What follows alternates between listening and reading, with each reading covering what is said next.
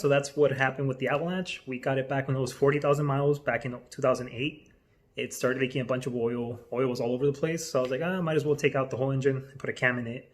It's a Texas Speed, the high lift cam. It's like stage 3. Only thing that had to be replaced were the camshaft metals. So it was about to go out, but everything else was fine. Crankshaft, everything was fine. Only replaced the chain for now, this 2 chain, because it's stronger, thicker. Oil pump, just because it's 16 years old.